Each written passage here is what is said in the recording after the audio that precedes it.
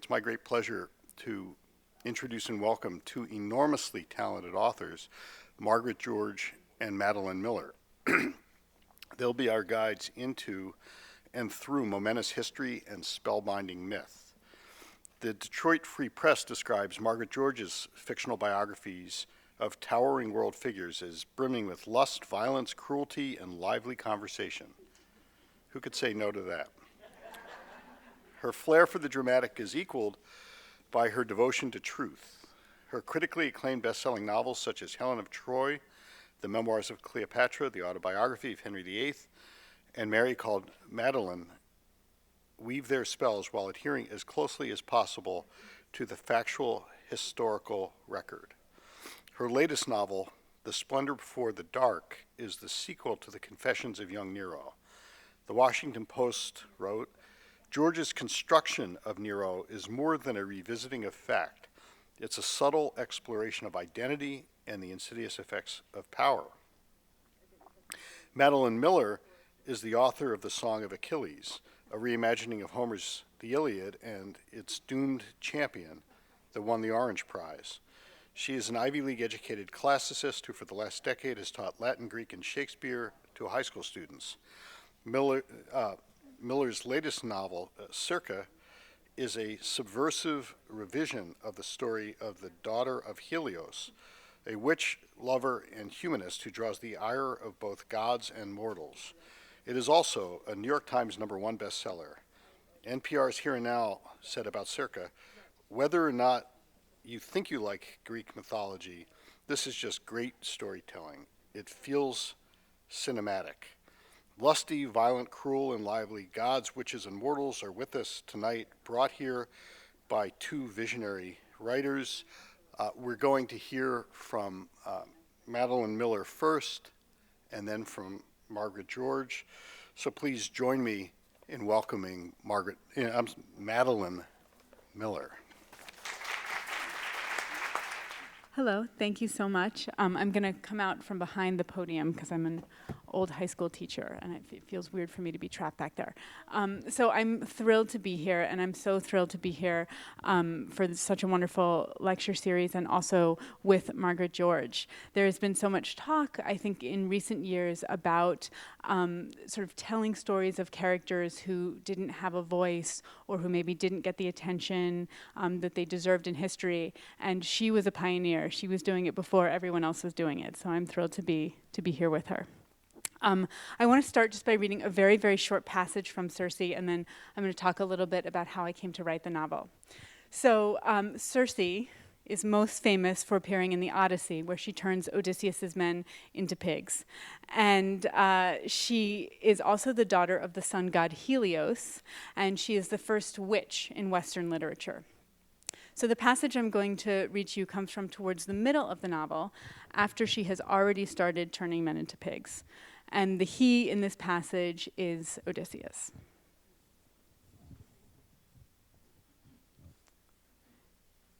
He asked me once, why pigs?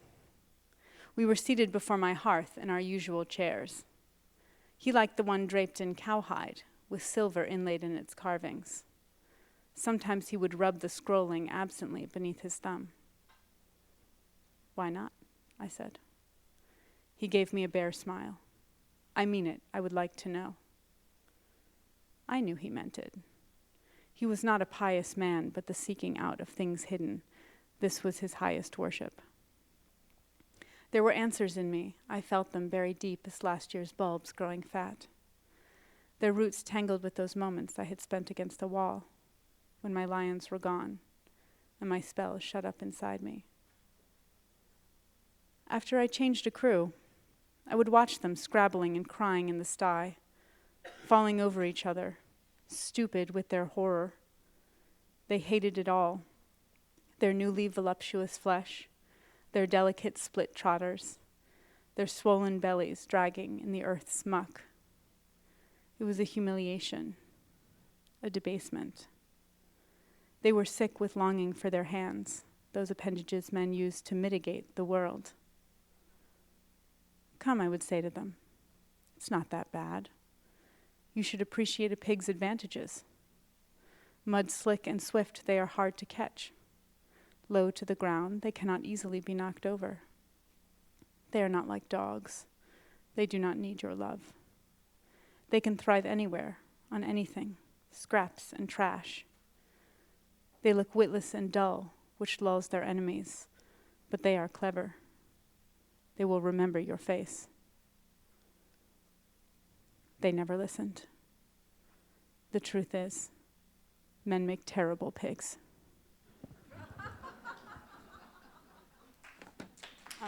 Thank you.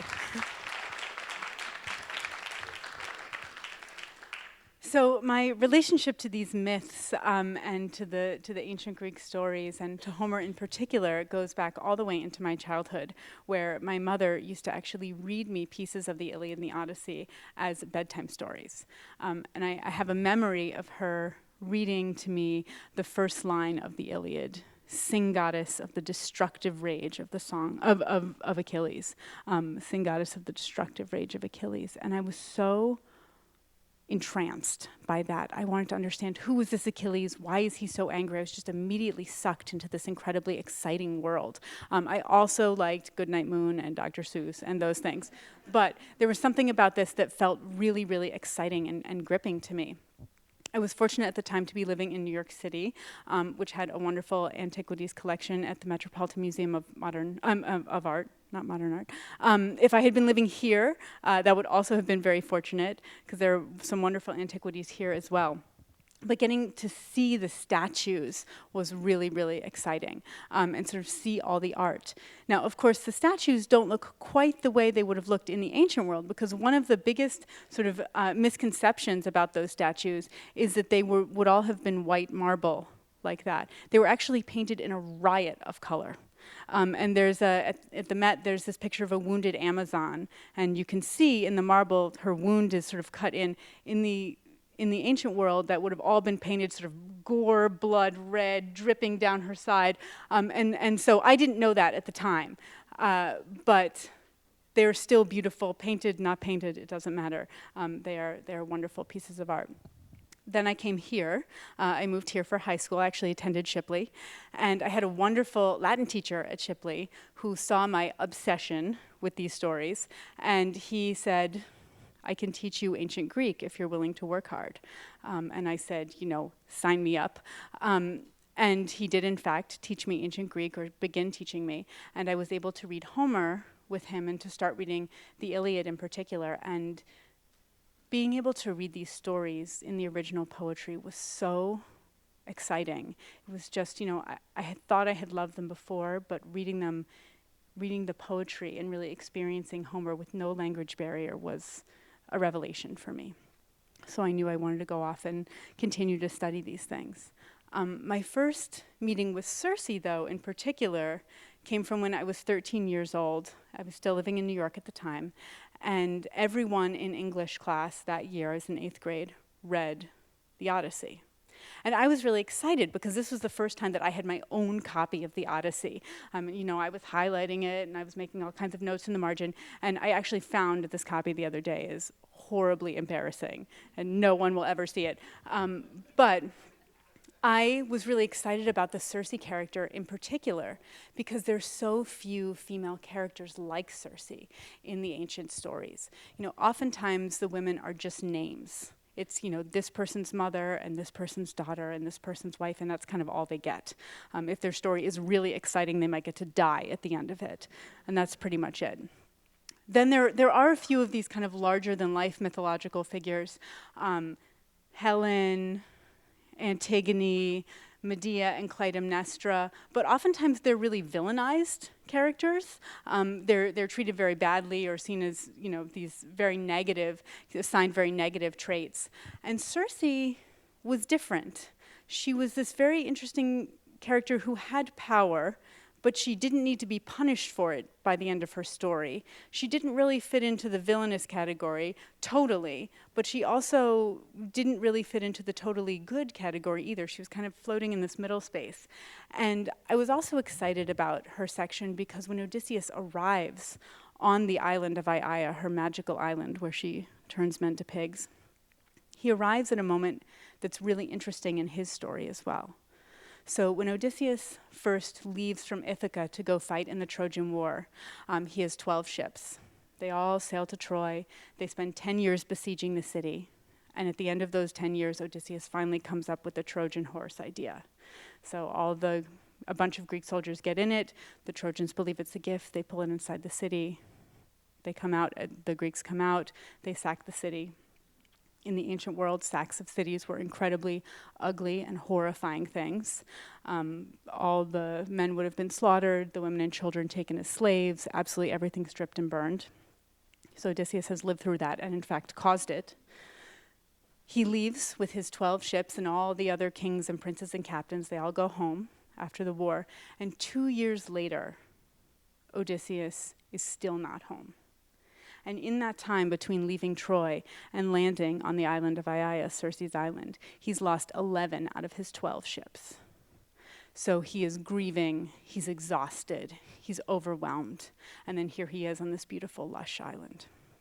He sends some of his men to go explore and see who might live here. And if you know the Odyssey, you know that Odysseus is basically a pirate. So he's, maybe they can help us, maybe I can take something from them, maybe this will turn out well for me. So a bunch of his men go up to explore and they come to this beautiful palatial home. And in the garden, there are these tame lions and wolves just kind of lolling around. They're a little freaked out by this, but they continue on to the door. And they're greeted by this beautiful goddess who says, come in, I have food, I have wine. She has drugged the wine. As soon as they consume it, she casts her magical spell and turns them into pigs and drives them out to her sty. Odysseus, one of the men has hung back and he goes down to tell Odysseus, they've all been turned into pigs. And Odysseus has to, of course, come save his men. And on the way up to confront Circe, he's stopped by Hermes, the great god of travelers, the trickster god, who is also an ancestor of Odysseus's. And he says, this Circe is really quite a powerful witch. I'm going to give you this drug that will make you immune to her spells. And so Odysseus takes it, and thus armed, he goes into Circe's house. And this was sort of the moment that I was so excited about as a 13-year-old, because I thought, okay, this scene is going to be really great. There's going to be a battle of wits. There's going to be a lot of kind of banter back and forth. Finally, there's this person who can stand up to Odysseus. This is a meeting of equals. This is going to be really exciting. But what actually happens in that moment is that she tries to turn Odysseus into a pig. It doesn't work. And he pulls his sword on her and threatens her.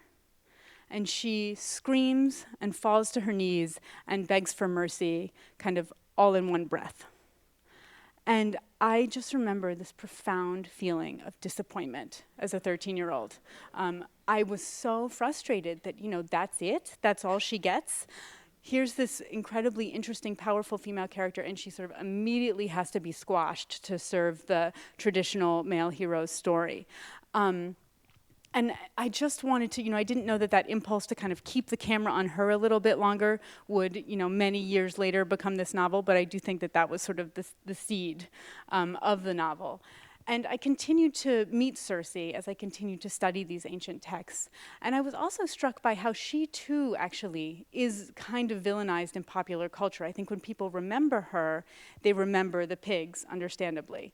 I think sometimes people also confuse her with Calypso, who is the other goddess whose name begins with a C, who has her own island that Odysseus sleeps with in the Odyssey. So I understand the confusion. But Calypso is the one who keeps him prisoner for 7 years against his will. That's not a Circe. So after she and Odysseus kind of come to an understanding, she changes his men back from pigs into men. And she says to him, I see that you are exhausted and grieving. Stay on my island and heal as long as you need to. And he stays for a year. And at the end of that year, he actually doesn't want to leave. Her island is the only place that he does not want to leave in his sort of whole trip trying to get home to Ithaca. And his men have to go to him and say, are we leaving? Penelope, Ithaca, what's happening? And he says, yes, you're right. I have to go. And he goes to Circe and says, it's time for me to leave. And she says, great, here's what you need. And she gives him all this incredibly important and very specific information about his journey ahead, how to get past the Sirens. She's the one who says, put the beeswax in your men's ears, how to get past Scylla and Charybdis. She tells him that he has to talk to a dead prophet, which he has to summon out of the underworld, a horrifying thought for a regular mortal, but she tells him, don't worry, here's how you do it. These are the dimensions of the pit you have to dig. So it's all this incredibly specific, witchy, interesting knowledge that basically he couldn't get any other way. And so even though she starts out being frightening, she ends up being one of the most helpful and powerful figures that he encounters. And so part of what I wanted to do in exploring her story is kind of look at both those sides to bring back in that benevolent healer side, which is absolutely in the Homer. There were some other really interesting details in Homer too that sparked my imagination. Homer describes Circe as the dread goddess who speaks like a mortal, like a human. And that was a really intriguing description for me. What did that mean, that she's a goddess, she's born a goddess, she makes herself a witch, but she speaks like a human? To me, it implied that she was kind of a creature of two worlds. There was some part of her that had a foot in the mortal world, but didn't fully belong to either. And that's always a very interesting character to work with. So there was that aspect. And then I mentioned the fact that she was the first witch in Western literature. I was really intrigued by that. And I did a lot of research on what did that mean to be a witch in literature, sort of what were different versions of witches in literature. There are a lot of different varieties. There's sort of the hag witches from Macbeth. You know, they're the kind of classic, they're disgusting, their ingredients are disgusting, double, toil and trouble. And then you have, you know, the foreign witch. That's kind of Medea and Sycorax, Caliban's mother in The Tempest, where there's sort of their foreignness and their witchcraft kind of go hand in hand. Oh, of course they're witches because they're foreign. It's sort of those two things kind of combine and become one giant scary thing. And Circe is kind of the sexy witch variety. And there's also the good witch variety. And so it was interesting looking at all that. And as I was thinking about it, the thing that really just struck me again and again is that what all these women had in common is that they were women who had more power than society thought they should have. That's why they were called witches. That what that meant is that they had an amount of power that made the men around them uncomfortable. And so that was something I wanted to look at with Circe as well. And that, you know, in the ancient Greek worldview, it's clearly a very zero-sum game. If women have power, men are getting turned into pigs. You know, that's it. If we give to women, we must be taking from men. I completely disagree with that way of thinking. But what is so interesting about it is that we are still having that conversation 3,000 years later. And so, you know, one of the things I wanted to look at is how Circe is not the only one struggling with the constrictions of her society and the expectations. She struggles as a woman, and a lot of the other female characters in the story struggle too, but also Odysseus' son, Telemachus, really struggles, that he doesn't want to follow the traditional hero's path either. He wants to sort of find his own way. And so, you know, looking at how that repressive society is repressing a lot of people across the board, and that the more freedom women have, then the more freedom men will also have. So, I'm going to pause there because I know we're going to get a chance to talk more in conversation and to answer questions, and also because I can't wait to hear Margaret George talk. Well, now I'm going to have to stand up too. But I have a little card in case I forget something. So I'm delighted to be here, and as Madeline said, I'm delighted to be sharing this event with her. I've enjoyed her books very much, and we're both Trojan War aficionados, and it's just delightful to be here. So I'm not going to do a reading because I didn't know I was supposed to do a reading, so I'm just going to talk about Nero. I've written, this book is in two parts actually. The first part is when he's a young man and becomes emperor, and then it ends at the Great Fire of Rome. The second one that we have here tonight starts at the Great Fire of Rome. But what I found really fascinating about Nero, people say, why Nero, is that he is the example in real life that he created his own Greek tragedy out of his love of Greece. It's very ironic. It's like it's like he was so caught up in his love of Greece that he ended up dooming himself. And Aristotle says that tragedy is when someone makes a really bad judgment or is compelled to do something. They may not even have a choice, but they start doing something and it leads to something else, and it leads to something else, and then they have a big fall. And I think that he almost, exemplifies that. So let me give you his setting, okay? He was the last member of the Julio-Claudian dynasty, which is what we call the first 5 emperors. This was a dynasty set up by Augustus, who became emperor about 27 BC. And he was a brilliant man. He made himself very powerful. It's the end of the Civil Wars, the end of the Republic. The Senate was, it lost, it became marginalized. But he couldn't call himself an emperor because the Romans was anathema, a king, an emperor, a dictator, anything like that. So Octavian, a.k.a. Augustus, was very clever, and he decided he would pass himself off as the first citizen, the princeps, which is where we get prince from. And as long as he took this title, he had all this power, but he would say, well, I'm really just like you, and he was always kind to the Senate and made do over the consuls. Of course, half the time he was a consul himself, but this was a really quite an astounding beginning of the empire, which really endured in that form that he set up for hundreds of years.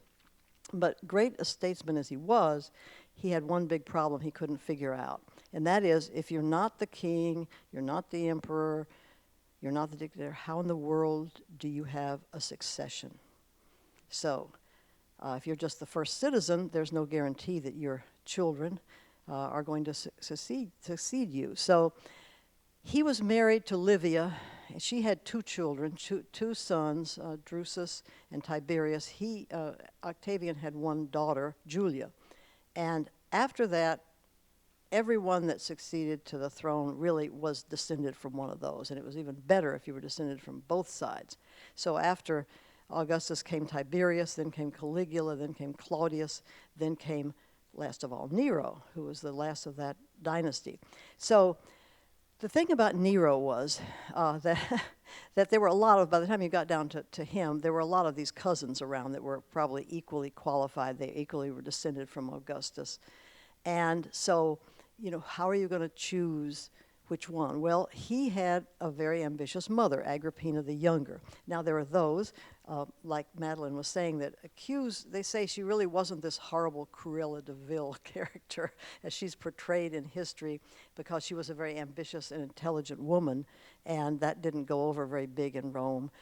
But she wanted her son to become emperor. She had that as her goal. And he was her only child by her first husband, and his name, as he started out, was Lucius Domitius Ahenobarbus. And that's the original Nero name. And he had a terrible childhood. I mean, really, Child Protective Services would come and take him away today because his father died. His mother was, when he was 2, his mother was exiled when he was 2.5 because she ran afoul of her brother Caligula. And he was shipped off to these relatives that didn't keep him in very good way, and no wonder, because it was the mother of Messalina. Messalina tried to kill him because she didn't want him to usurp her son Britannicus. So anyway, that was the happy life that little Nero grew up in. And is it any wonder, at a very early age, he began to want to carve out an identity separate from the Julio-Claudian inheritance, separate from the imperial destiny he had. And in his case, it took the form of being very involved with Greek ideas, Greek things, and the arts, as well as chariot racing, which he was very fond of. So his mother did not have very good material to work with, because this kid wanted to, talk about Troy all the time and read Greek and learn Greek, and so, but nevertheless she persisted, and when he was 11, she managed to marry Claudius. He had become recently widowed because of Messalina had been executed, and although Agrippina the younger was his niece, that they managed to get the Senate to set that aside so that they could get married. So when he was 11, his mother married Claudius. Then she quickly got Claudius to adopt him formally as his son. And that's when his name changed to Nero Claudius Caesar Germanicus. So now he's officially a Caesar. He's kind of next in line. As if that wasn't enough, Agrippina made sure that he married Claudius's daughter. So he's not only his son, he's his son-in-law. And meanwhile, Claudius's real son, Britannicus, is enough younger that he still looks like a little kid. So Nero is obviously the heir apparent. So her big challenge was, okay, I have to keep Claudius alive long enough that Nero can plausibly become emperor. At the youngest age possible, but he has to be plausible, but not before. It has to be before Britannicus begins to grow up and look older. So sure enough, when Nero's 16, his mother feeds Claudius the famous poison mushroom and sends him on his way to ascend to the gods. And I think someone later joked about that mushrooms were the food of the gods because it turned Claudius into one, because Claudius got deified. Okay, so all of a sudden, you have this 16-year-old, Greek-loving, art-loving, kind of introspective guy. He also was really into music, and he very early began to take lessons on the kithara, which is the instrument of Apollo.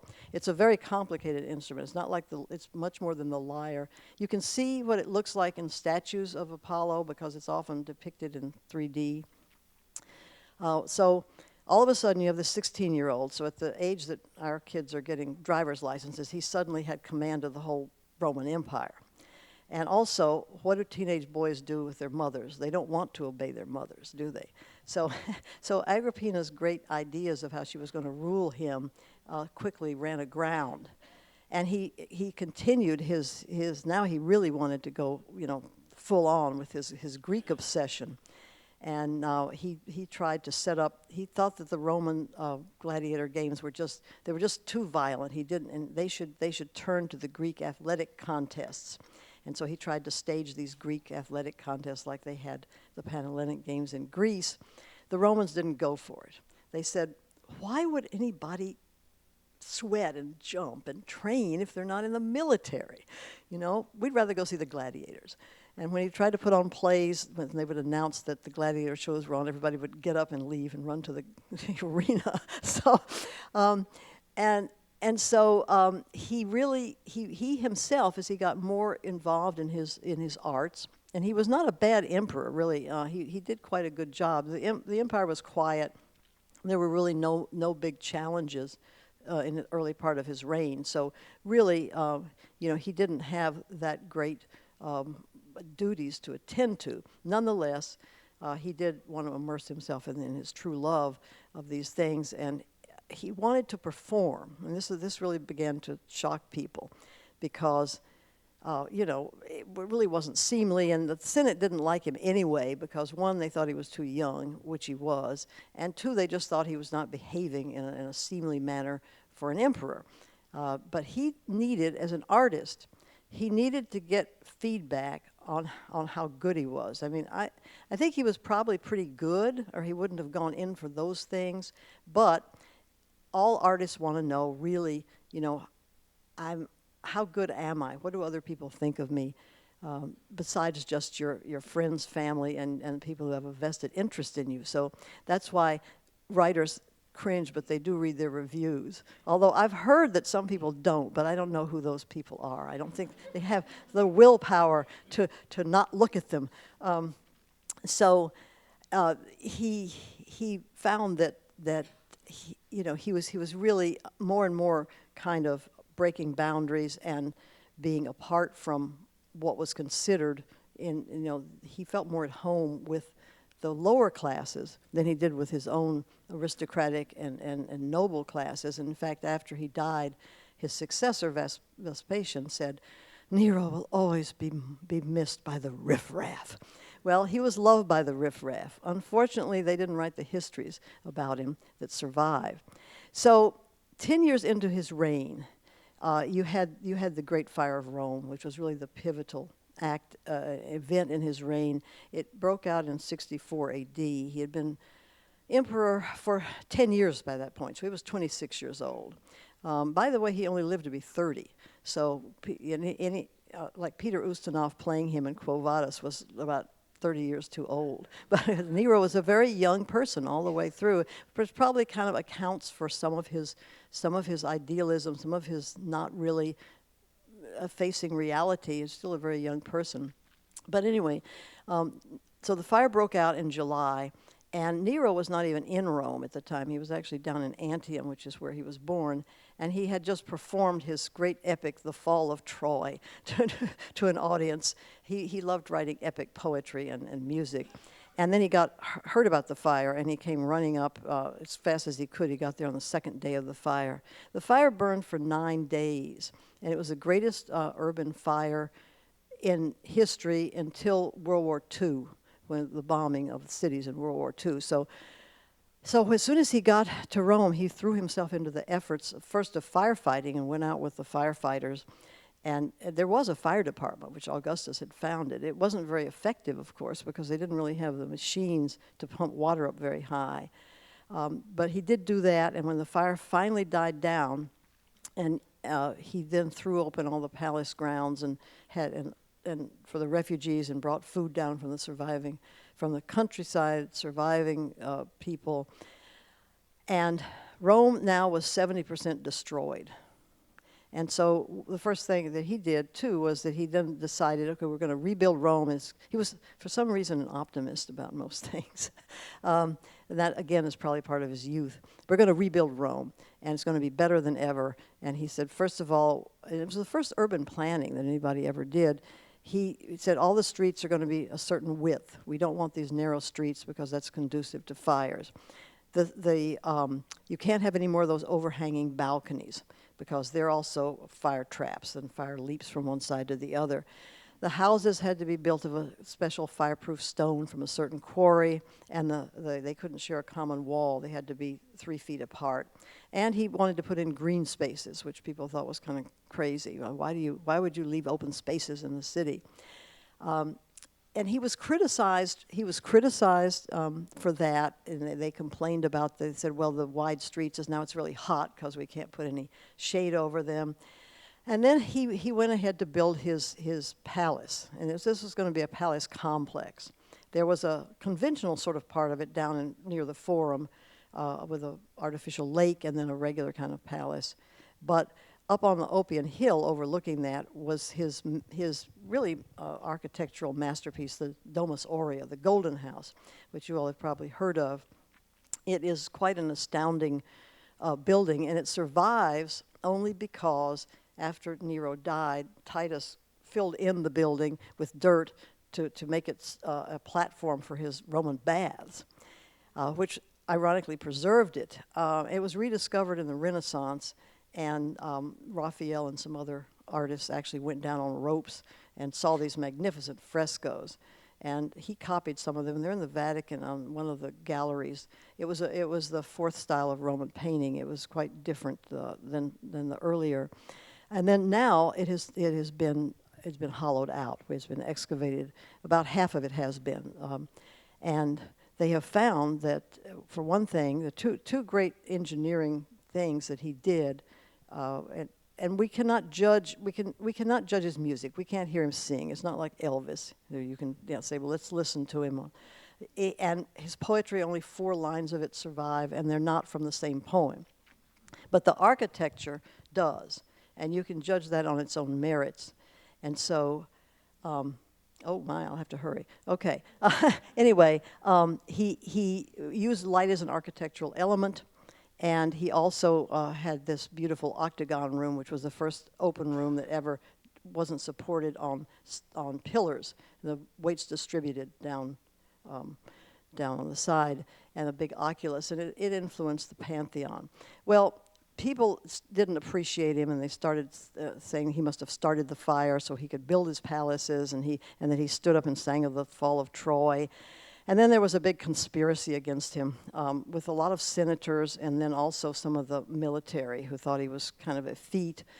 And I think at that point he just kind of, that's when he began to really withdraw and say, you know, I've got to go to Greece. I've got to go to Greece. And that's what I say about the downfall. I've got to go to Greece where I will finally be with people that understand me, surrounded by my beloved feelings about Greece. And it would be like kind of like a sacred pilgrimage. And he was warned, you know, you really shouldn't leave Rome. Look what happened to Tiberius when he went off to Capri. And Nero said, well, he was gone 11 years, and I'm going to be gone a year or so. So he went off, and he was probably the happiest he ever was in his whole life because he competed in all these games, and he was in his beloved Greece. But of course, he got called back because, just as predicted, there was trouble actually out in the provinces, not in Rome itself, but in Gaul, some uprisings, and he came back to Rome. And then it's very kind of murky what happened after that because we don't have Tacitus for the last 2 years. But it's almost like he, at that point, didn't want to be emperor anymore. He even entertained the idea he could go off to Egypt and live as a private citizen, as a musician. And so it's almost like he said, I can't do this anymore. And so at the end, when the Senate, who didn't have the power to do this really, but they deposed him basically, he was hiding out. It's very Shakespearean, the last 24 hours of his life. He was hiding out in a villa, and when he was discovered and he knew he was going to be captured, you know, what did he do? What was his last words? Were a quote from Homer. As soon as he heard the people coming, he quoted from the Iliad, "Hark, I hear the sound of thundering horses." And then his last famous, also next to last words, which was, "What an artist the world is losing," because he wanted people to see him. He saw himself as an artist. And yet the whole Greek obsession that he had was really kind of what brought him to this. So I think he did write his own Greek tragedy. His story is an interesting one and kind of a cautionary one for us, I think. We should be enthusiastic about things, but maybe keep our feet on the ground. Anyway, he has a lot more other fascinating things about him, but I see my time is up. And thank you all very much. Thank you. How do you find the language to talk about, to write about these characters, i.e. the style, the diction? Where does that come from to carry these stories? How do you determine what's appropriate? Like you're asking me? I'm asking both of you, but you're Okay. welcome to start. All right, I'll start and just say that because the Roman literature and Greek has all been translated into English, and I don't, unlike Madeline, I don't read it in the original, and it's always usually translated in a rather plain manner. It's very plain English, and so that's the way they sound to me, of course, because I read it in that form. So they speak in my books in rather, you know, not slangy contemporary, but plain kind of classical English. Voice is something that I spend a lot of time on with both of my novels, and I would say it probably took me about 5 years to be able to hear Circe's voice. I have a background in theater, and I really do need to be able to hear the voice. I sort of feel like I have to get into character a little bit like an actor gets into character, and, you know, fully embody how does she see the world, how does she feel in her own skin, and sort of get all of that. And it's a little bit of a mysterious process. It involves a lot of writing and throwing out and writing and throwing out. We were talking a little bit about getting to the end of a draft and not just redoing the first 60 pages over and over again. I do that. And I just, you know, I keep rewriting and rewriting. And what I'm trying to get is that voice. I want to be able to hear Circe's voice. And usually what happens is that I know where the story is ending, but I don't really know where it begins. And once I kind of get the first line of the novel, that sort of gives it to me all at once. And now looking back, I can say, I can sort of reconstruct what I was looking for with Circe, which was I wanted a voice that was very direct, and honest, because that's who Circe is as a person. She's sort of blunt and direct, but she's also an immortal goddess who's lived for thousands of years and was born to, the sun god, and grew up in the halls of the sun god. So I wanted there to be this kind of strangeness, almost an alien formality to her language as well. And so sort of trying to fold those into the right proportion. But all that was happening sort of unconsciously, subconsciously, as I was throwing out pages. Is choosing the first person, was that part of finding the style too, and creating that immediacy that you were talking about, Margaret? Yes, I think that with the characters that I write about, everybody really knows what they did. But what you want to know is why. And I think you get into that much better if it's the first person, because then you can really be inside their heads and you're not just describing what they did. On the other hand, you have to kind of, these people are different from me, and I have to try to kind of put on their personas in my own head and until it becomes very natural to me. You have to really get used to them, like a role, I guess, in drama, like you'd say. Yeah.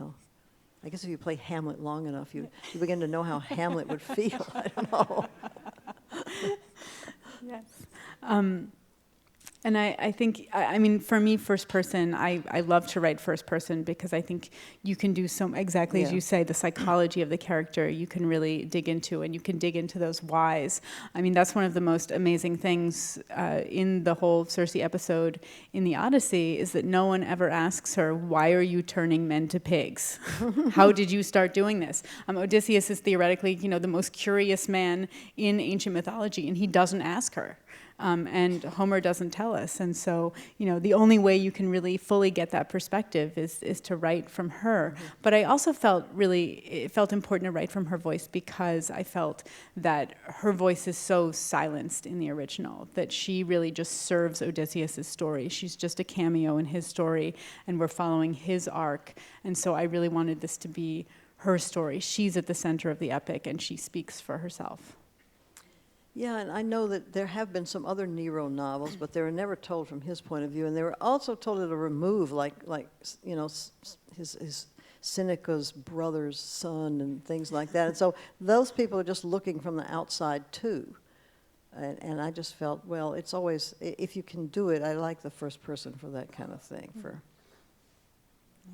Question from the audience? Yeah, all the way in the back row, there's somebody on this side, and is there anyone on our left here? Yeah. How did you choose using Patroclus as the voice? And part two, please tell me you're writing something else. Yeah. So Patroclus is my narrator for the Song of Achilles, which is my first novel. And it felt a little bit like just obsession. I never considered having anyone else be the narrator. It was always going to be him from the beginning. He was the character I was so fascinated by, because he's like Circe, he's a little bit of an outlier.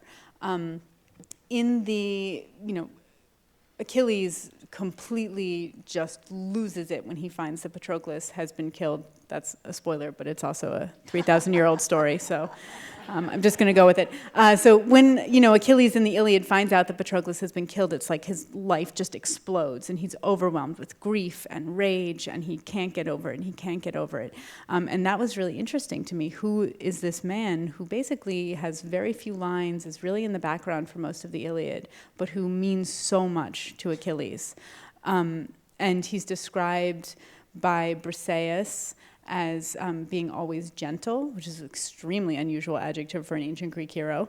And then Menelaus, the king of Sparta, also says that he was kind to everyone, which was again very arresting to me, because normally you would expect, he sacked a lot of cities and he took a lot of gold and he won a lot of battles, but instead he was kind to everyone. And so it was sort of things like, it was really the mystery of it. Who is this man who is obviously a little bit unusual, and really sort of understanding him. Oh, and I am starting to think about something new. Here's a question for Margaret George. So much that you say in your interpretation of Nero is refreshingly modern and personal in terms of appreciating the Greek Hellenist enthusiast. How did you get past the traditional interpretation of Nero, the monster, the Christian persecutor, et cetera, and how did you get to the original? Well, everything is always, of course, an interpretation, but you know, both sides are there. I do think that he did do some things that, you know, gave him a bad reputation. The Christian part is actually in this second book, and I think that, you know, they say that, in fact, if you, Suetonius thought that the Christians' persecution was one of the few good things that Nero did, because the Christians were considered a really weird antisocial cult at the time, and there were people seen throwing lighted brands into the fire to help it along, and so there was thought that it might have been the Christians trying to bring about the, you know, the end of the world, because they were actively waiting for it then. I mean, St. Paul had to write to the Thessalonians and say, you can't just sit here and wait for the, you know, the end of the world. You keep working, because they really thought Jesus was coming back, like, soon, you know, when that generation was still alive. So I think Nero himself probably thought that they may have been responsible for it, and of course then it became blown up because his initials, the Hebrew version of his name spells out 666, so he got associated with the beast in the book of Revelation, and you know, he had a very busy posthumous career like that. That arose long after he was dead. But yeah, I think that if you try to, you know, there are some modern historians too that have had a revisionist attitude toward him. I'm not that much of an original thinker, but I did have that feeling about him, and if you read some of the other interpretations of some of these acts that he had, and also some of the good things that he did, you do come out with a different picture of him. And you think, well, they did say that there are only 3 surviving big histories of him, and that every one of those is uniformly hostile to him. And it's sort of as if, you know, you've got, you know, the Obama years as dictated by Steve Bannon, because the succeeding dynasty, you know, even more than a succeeding presidency, because you had a whole different dynasty, and they had to say, well, the Julio-Claudian one was terrible, and that's where you get the, you know, the I Claudius script. But I just think that you have to take a lot of the big tales kind of with a grain of salt. They say even Tiberius wasn't as kinky as he's made out to be with his carrying on in Capri. I'm glad you just mentioned Capri. How does geography impact what both of you write, especially when you travel and you see spaces and places, the ocean, the movement of trees, breezes, Roman antiquities, walking through new excavations in Italy, all these kinds of questions. What does it feel like to be an American writer who's now well known for writing these kinds of books, and then go and see these places, and what impact does that have? You want to go first? Sure. Well, I think I could not have written either one of these novels without having spent time in Greece and in Turkey, because I think that all the research in the world doesn't tell you exactly the stuff that you're talking about, you know, how the light looks on the water and how the air feels in an olive grove and all these sort of very intangible things that you can't really get unless you're there and walking around and staying there for a while. I was fortunate enough to spend a summer on an archaeological dig, and that was really, really significant. That was during college. I had no idea I was going to go on to write these novels, but I don't think I could have written them the same way if I hadn't had that and been able to travel around. So I think it's vital. I think it's really vital. Even though Aurea is not really a place, and you know, I don't really think there's been a lot of debate about where Aurea is. There are a lot of different theories about it. I think it's the same place as Prospero's island. It's not a real island. But the ancients definitely had strong feelings about where it was, and the Romans claimed it and put it near Rome. Homer tells us it's in the east, maybe somewhere in the Black Sea, and and a bunch of other places as well. And so I wanted to look at some of those areas and bring in ideas from those places. So I went to the Amalfi Coast, and it was really tough research, let me tell you. And, I looked at the, Capri, and I looked at various things around there to kind of get a sense of, I wanted that to be a little bit of a component of Aiaia, and then the Black Sea area and the Troy area, and that to be a little bit of, so I sort of, it was kind of a mashup, but I definitely needed to see them. Yes, I have to second that. I think that you have to go to the places where the characters lived, and I think a lot of it's geography too. For example, how far is Sparta from the island where Helen and Troy and Paris spent their first night? How long would it take them to get there? Yeah. You tend to just look on a map. It's not the same thing. There's actually a hill between, and so how can you depict their mad flight from Sparta if you don't know how long it's going to take them to get to where they're going? The Golden House, I've been through it 8 times. They actually have a virtual reality room now where you can see what it looked like. And I went 8 times because one time wasn't enough, because you have to go on this archaeological, guided tour. And of course, there's things you want to look at. You want to say, well, how's that room related to that room? Because I set a lot of scenes in the Golden House.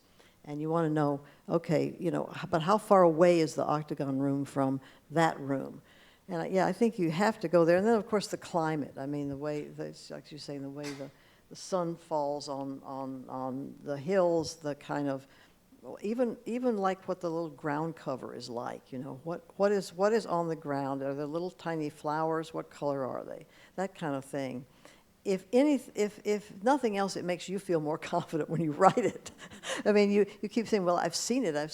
And I think without that, you would feel very worried that you really weren't orthodox. You weren't really able to speak for it.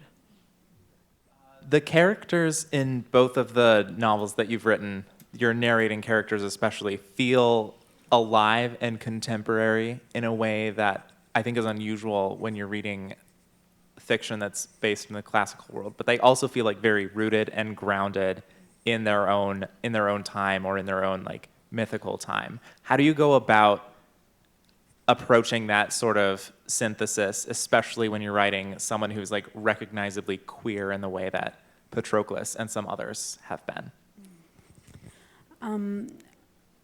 I think I have always felt really passionately that these ancient stories are timeless.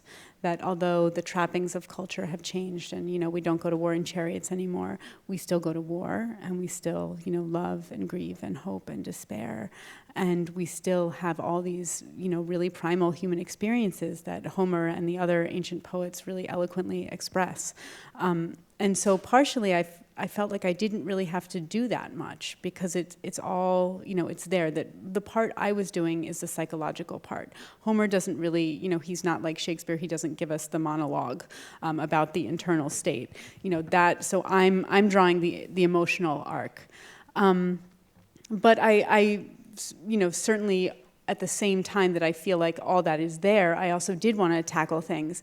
And particularly looking at Patroclus, there's so many different views about their relationship, Achilles and Patroclus' relationship. Basically, from the time that Homer, was composing, it's been kind of debated, are they or aren't they? Are they together? Are they not together? And the basic argument is Homer doesn't say that they're together, therefore they're not. And then on the other side, Homer doesn't say that they're together because it would have been so obvious to an ancient audience that he doesn't have to. And then, later authors kind of went back and forth. Plato presented them as lovers and as ideal lovers. We have a fragment of an Aeschylus tragedy where he has Achilles mourning over Patroclus' body and talking about their frequent kisses. So I had been frustrated by how that aspect, I feel like, had kind of dropped out of the record, and I really wanted that to be there.